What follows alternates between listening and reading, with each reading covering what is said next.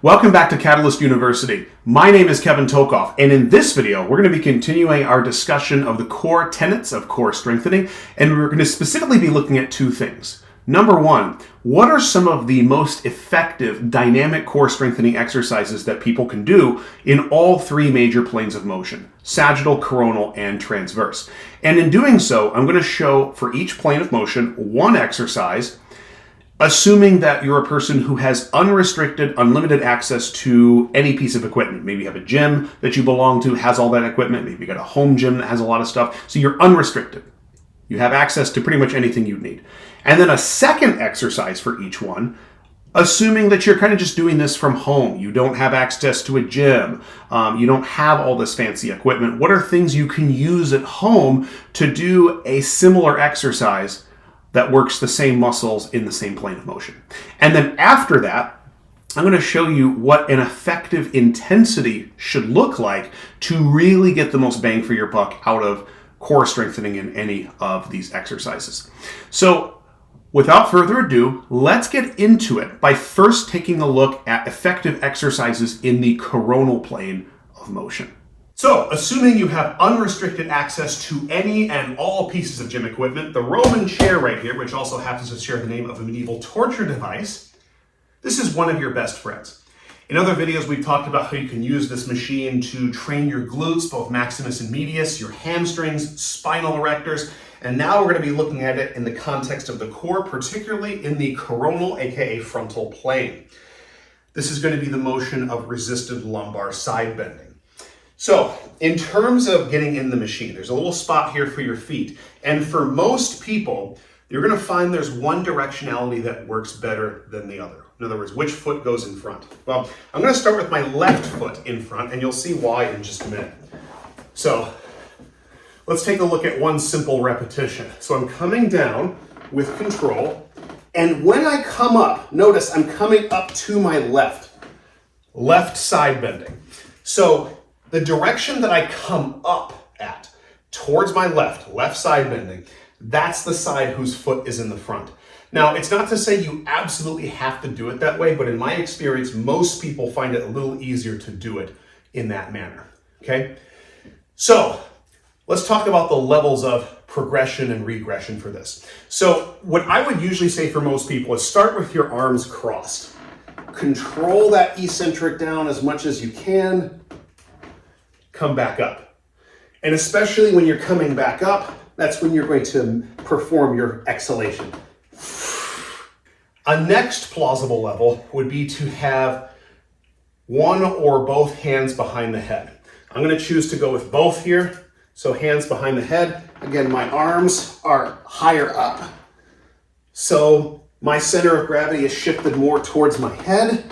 And also my effective lever arm is longer. So there's more torque. Therefore, that's going to be a harder level of progression.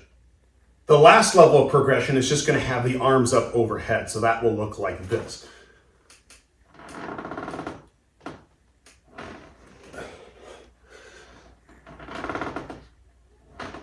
What I could even do here is then add a weight. Hold it like this.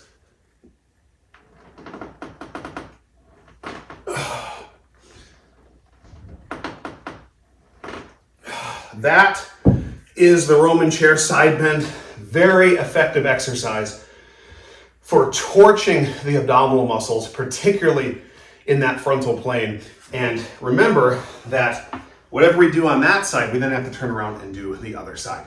Unilateral exercise there. So, what if you don't have a Roman chair or a GHD machine on which to do those body weight side bending exercises? Well, we're going to do what's called a standing kettlebell side bend. Now, I know I said no equipment, right? What if I don't have a kettlebell or other dumbbell or something like that? Well, hopefully everybody has a fairly sturdy bag, maybe a small suitcase or duffel bag in your house, and then just load a bunch of random stuff in that bag to weigh it down and use that in place of the weight. So, I'm going to use the kettlebell here. I'm going to hold it in one hand. This is going to be working my right side benders over here, okay? I'm going to put my other hand either on top of my head or behind my head. If you have it by your side, these muscles will still work. Having this up here just accentuates those muscles so they work a little bit harder. What I usually tell people to do is to inhale, but not maximally on this. Inhale maybe about half of your lung volume, because if you inhale all the way, it's going to limit how far you can side bend. So maybe a 50% inhalation, and then side bend as far as you feel comfortable, and then exhale and overshoot neutral a little bit. You could stop here. I would recommend overshooting just a little bit to really get that core contracted on the side through full range of motion. Inhale.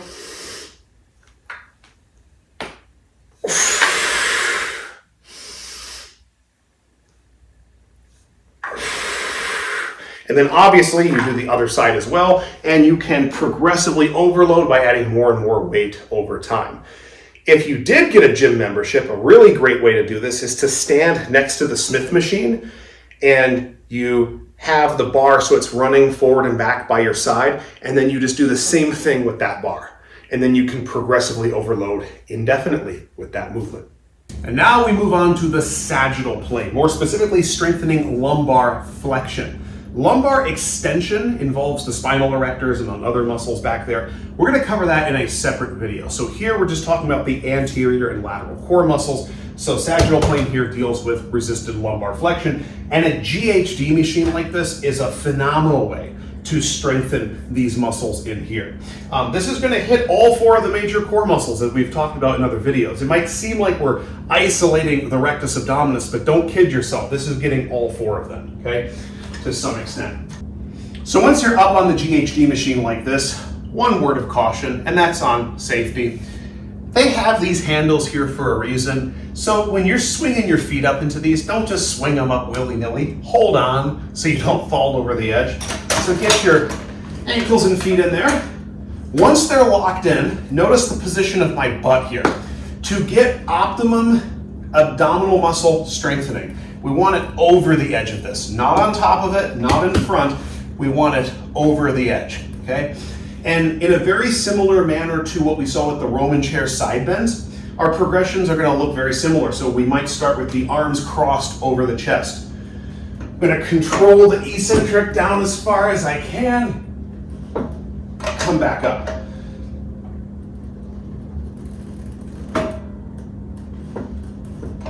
Okay? At any point in any one of these progressions, I could add a weight. So if I was having my arms across the chest, I would probably just hold a weight against those, okay? As you might expect, the next level of progression is going to be hands behind the head. Once again, as we are shifting our center of gravity, that we're moving further and further towards the head, our effective moment arm becomes essentially a little bit longer. And so there's going to be more gravitational torque and more work on the core. So once again, interlock fingers behind the head, control that eccentric, like that.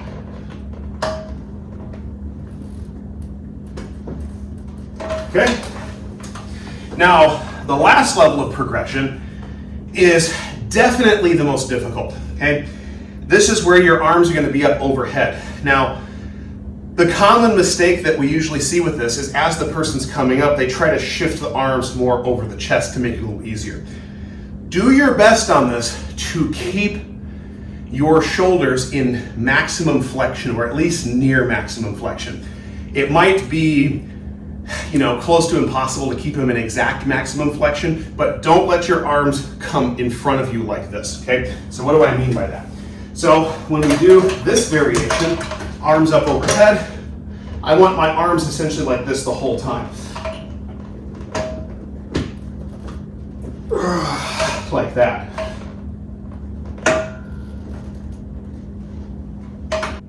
Now, so far, we've got 3 levels of progression here. We've got arms over chest, we've got hands behind head, and arms up overhead. When we start adding weight to any of these individual progressions, we also have to think about how profound the effect of adding that weight is on the difficulty of that progression. So for example, with hands over or arms over chest, if I wanted to hold a 20-pound weight against my chest right here and then do the movement, sure, it's going to add some difficulty, but it would be a pretty reasonable progression. It's not going to be that much harder. Maybe I do fewer repetitions, but I'm going to pretty easily be able to do it. With the hands behind head progression, what I would probably have to do is hold a dumbbell either on top of my head, behind my head, or maybe against my forehead. And 20 pounds there is going to be quite a bit more difficult. I'd like to think I could probably still do it, but it's definitely going to be more difficult because the 20-pound weight's no longer here, it's shifted up. So it's raising our center of gravity closer to our head. One mistake on the arms up overhead variation that I made the very first time I tried it is I underestimated the effect of 20 pounds here versus here.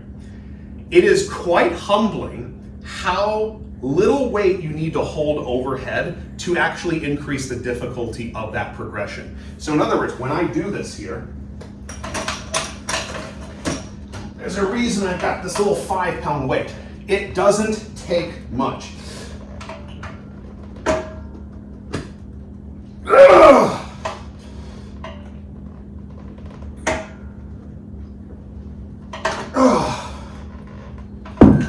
That little 5 pounds made that movement far more difficult. And I would say when you're making progressions on that, the highest weight you should have is probably 5 pounds, maybe 10 at the very most. But just that little added weight makes that much more difficult. So there are the progressions on your GHD sit-ups. Now the GHD machine is absolutely phenomenal. If you have one or have access to one, definitely use it on the regular. You can get so much gains out of your core, your spinal erectors, your hamstrings. It's phenomenal. But what if you don't have one? Well, you can do what's called a reverse sit-up. And I know I'm sitting on this machine right here, or this bench, I should say. You can do this on the floor. This just works better for me because the furniture down here in my basement is not ideal, but I do have some upstairs, and you might have some in your house too. So instead of holding on here like this, if you take a look at that little table there, if you imagine holding onto the legs like that, assuming it's really sturdy, kind of like this, that'll do the trick. I'm just gonna hold on right here. Now, there's different levels to the reverse sit-up, and everyone's gonna come in at a different skill level, different level of strength, so I wanna show all those levels. But no matter how you do this, what level you're at, one thing is constant. You're holding on here, right? You're trying to drive your elbows down like this. Obviously you're holding on so they're not gonna actually move, but literally just that pull like this, like you're doing a lap prayer almost, that's gonna engage your core heavily. It's already pre-engaged, make the exercise a lot easier. Okay, so what's level one? Well, first of all, I'm gonna start with the legs almost straight. Level one would be just bring one leg up at a time, okay? You can alternate legs, right? But essentially you're just doing sort of like a single knee to chest. Not quite to the chest though. Level two is both legs, just coming up like that. That's level two. Level three, we're gonna do that same movement, but lift the butt up just a little bit. So that would be like this. Just up a little, control the butt back down, control the legs back down. That's gonna be a little bit more challenging. Level four, we're gonna go knees to elbows. They have to contact, and it needs to be with control. Here we go. Control this down, control the legs down.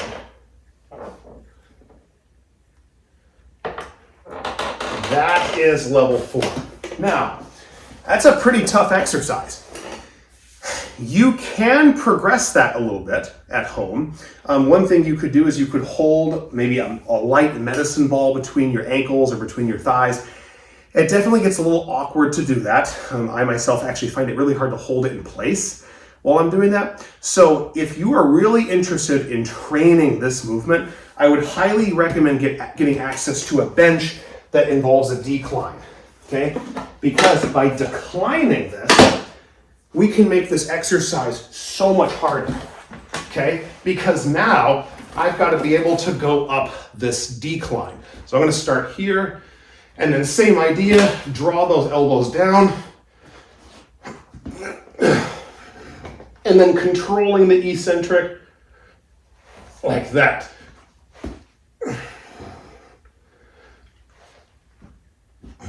This is a major burner for those core muscles in the front, okay?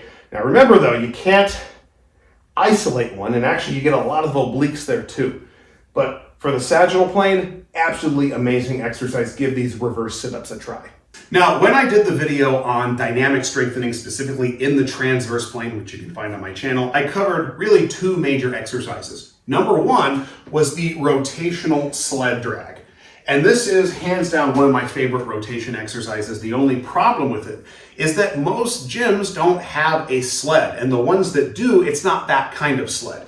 It's the kind of sled that just sits on the ground. You have to load some plates on it, has a little chain that anchors around a belt. It's certainly not the type that you can rotate. You'd have to go like this. That's utterly absurd. So I don't include that one. So in my mind, the best one for getting rotation stronger is a landmine rotation, and I have it set up right here. Pretty much any gym is going to have at least the capability to set this up, okay? And realistically, I've got the barbell here in a little pivoting landmine apparatus, but you don't even need that. Honestly, if you just have that end of the barbell sitting on the ground, it'll actually work just fine. So, landmine rotations, what does this look like? Well, here I've got the barbell. I'm holding it with both hands like this. I'm going to keep my feet about shoulder width apart. And then what I'm going to do is I'm going to allow this to rotate down. Notice I'm also pivoting my hips. On my right foot, I'm coming onto the balls of my foot there. My left hip is going into internal rotation. That's totally normal. If you don't allow the hips to pivot, you're not going to be able to lift as much weight. And then I'm going to exhale as I come back over the top, not to quote the Sylvester Stallone movie, and then I go the other way. Now my right hip is going into internal rotation. You can see my left foot, it's on the balls of the foot there, and I go back and forth. Kind of start inhaling a little bit, not maximal inhale, but maybe a 50% volumetric inhale at the top.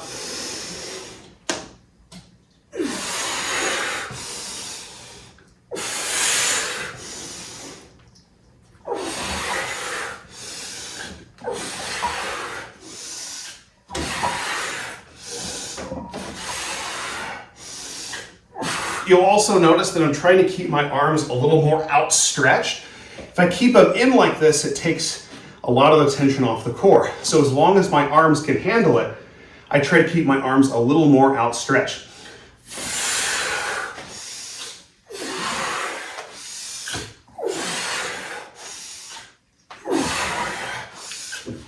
You get the idea with that. And the nice thing about landmine rotations that's different than a lot of the other core exercises that we've seen is that you can be very objective about your progressions and the level you're at, because unless you're using a different size barbell, generally speaking, all the major ones are going to weigh 45 pounds, and then you have an objective amount of weight there on the end. So you can be really objective with where you're at and your progressions. Now, landmine rotations, these are absolutely amazing for training the core in the transverse plane. But what if you don't have all that fancy equipment? Well, we are going to need a band for this. Strengthening in the transverse plane is a little more challenging. I know I said no equipment, but you can get these types of bands on Amazon. I will put a link in the comments of this video, but essentially you do need a band. That's the one downside to this. But essentially, we're going to do these rotations, okay? So what I always tell people is you stand perpendicular to the band. This is your 0 point. My recommendation for most people is to train at a minimum from negative 45 degrees to positive 45 degrees. If you want to go a little bit beyond that, great, bigger range of motion. But you want to take a wider stance so you're not limited by your balance, okay? We're trying to train the core, not balance, or the glutes. We're going to take this in one hand, interlock the fingers, clasp the hands, let this rotate us, okay? So we're starting here. I'm going to inhale through my nose, and as soon as I start exhaling, like I'm blowing out a candle forcefully, I'm going to rotate. Inhale. Exhale and rotate. Inhale. And when I get out here, notice my arms are still outstretched. If I bring the arms in, all that tension on the core is released. I want to keep the arms outstretched. And you notice I'm also using a little bit of an upward trajectory. If you go straight across, it still works, but going upward a little bit gets even more of that core. Inhale. And of course, we want to do the other direction as well. So there is the transverse plane. Now, the exercises that I just showed you are exercises that I do all the time. They've worked for me personally, but by no means are these the only exercises that you might want to try. For example, you might find that, hey, I don't really get as much out of the GHD machine, and I get more out of performing cable crunches at a cable machine. That's totally fine. You find whatever exercises work for you. These are just some really good ideas of maybe where to get started. That being said, once you kind of know what exercises work best for you, I think it's also important to talk about the intensity that you should probably be training at to get the core stronger. So first things first, one thing you want to make sure you're doing is over time doing a reasonable progressive overload in resistance. So you're not really going to get the core stronger and stronger over time unless you're actually adding weight. Now, the progressions of weight, as we kind of mentioned, can be really small increments. It can be 2.5, 5 pounds at a time. And particularly once you have exercises where the arms are up overhead, those little increments make big differences in how difficult the exercise is. But long story short, make sure you're progressively overloading. Now, my target for getting these muscles stronger, it's not the only way to do it, but I try to operate somewhere in the 6 to 15 rep range. Depending on the day and how strong my core is feeling, some days I'm a little weaker and maybe I just hang around in the 6 reps. Sometimes I'm feeling better and I can go even more repetitions. I don't find the repetition range here to be really all that important. The biggest thing is, are you progressively overloading? Are you moving through a full range of motion, keeping your form consistent and good? And then here's the kicker. Are you actually training with sufficient intensity? And this actually leads me back to this 5th core tenet right here. Regardless of the methods or exercises used, most people dramatically underdose their core strengthening exercises. And this is the even bigger bullet point, even though it's written in smaller font. Really good core strengthening needs to suck. If you are able to talk during any of these exercises, if you are able to maintain a decently pretty facial expression during any of these exercises, it is very likely that your intensity is not nearly high enough. Like I said, these exercises need to suck, so you need to take up the intensity. And that could be as simple as adding weight. It could be as simple as changing your arm position to being one that's up overhead more so that your center of gravity shifts closer to your head and makes the effective moment arm a little bit longer. It could be as simple as that, but you need to be going intense with these to get the most bang for your buck. And I can almost promise that if you do that, you're going to see significant gains in your core strength. And also, there's going to be a lot of translation into some improvement with other lifts, whether it be a squat or a deadlift or a bench press or an overhead press, because these are the muscles that are providing that core stability, as we talked about in previous videos. Remember, stability is provided by the muscles, and the stability that a muscle can provide is limited by the amount of strength that that muscle has. So if you want more core stability, you need to get these muscles stronger, and these exercises are far more effective at increasing that strength, therefore that stability. Okay? Stability is largely overcomplicated on the internet. So that being said, we're going to conclude with this. What does an effective intensity of one of these exercises look like? I'm going to show you on a GHD sit-up right here.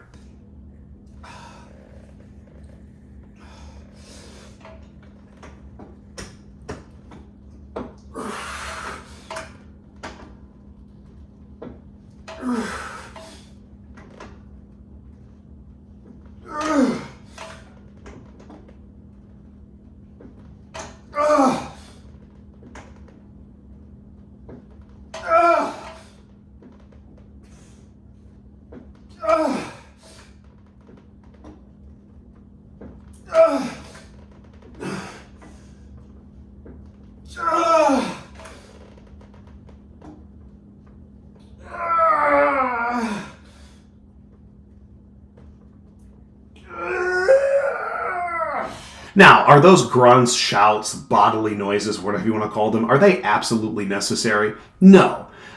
Do I feel like they give me a little bit of an added psychological benefit when completing the lifts? Yes. Could that be placebo? Yes. But remember, the placebo effect is quite powerful. And to be fair, I'm in the privacy of my own home gym, and the only individuals in there who are judging me are my cats. When you're in a public gym, just make sure that you're being respectful of the people around you, because there might be some people that find that type of behavior maybe a little bit on the annoying side. But that being said, it's a gym. And I do want you to go with sufficient intensity that you feel like you might have to let out a grunt or two. Okay? If you are getting through a set and you're not actually getting to the point where you feel like you might actually have to let some noise out, I tend to think that the intensity could be a little bit higher. So make sure you're going with sufficient intensity, and hopefully this video gave you some good information on some various exercises that you can use to strengthen the core dynamically in all 3 planes of motion and what an effective set should look like. Remember that on my channel, I also have some other more comprehensive videos where we talk about many more core strengthening exercises in each of the planes of motion, so be sure to check those out. Please make sure to like this video, subscribe to my channel, and hit that notification button for notifications for all videos in the future. Thank you so much.